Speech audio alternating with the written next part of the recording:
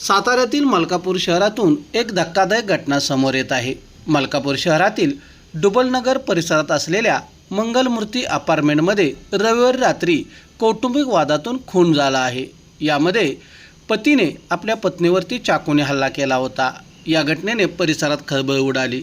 दत्तात्रय जांभळे या पतीने आपली पत्नी रोहिणी जांभळे हिच्यावरती चाकूने हल्ला केला व त्यामध्ये रोहिणी हिचा मृत्यू झाला आहे। प्राथमिक माहिती मिळाल्यानुसार रविवारी रात्री 9 ते 10 वाजण्याच्या सुमारास दत्तात्रय व रोहिणी यांच्यामध्ये कौटुंबिक कारणातून वाद सुरू झाला होता। या वादाचे पर्यवसन हे मारामारीत झाले। यानंतर दत्तात्रयाने चाकूने रोहिणी हिच्यावरती वार केला। यामध्ये ती गंभीर जखमी झाली होती आणि त्यानंतर तिचा मृत्यू झाला आहे। या घटनेची माहिती मिळताच कराडच्या उपविभागीय पोलीस अधिकारी राजश्री पाटील, वरिष्ठ पोलीस निरीक्षक दत्तात्रय दराडे, सहाय्यक पोलीस निरीक्षक विजय गोडसे, निखिल मगदूम, अशोक भापकर यांच्यासह पोलीस पथकाने तातडीने घटनास्थळी धाव घेत या ठिकाणी पंचनामा केला आहे। खुनामागील नेमके कारण शोधण्याचे काम अद्याप सुरू आहे।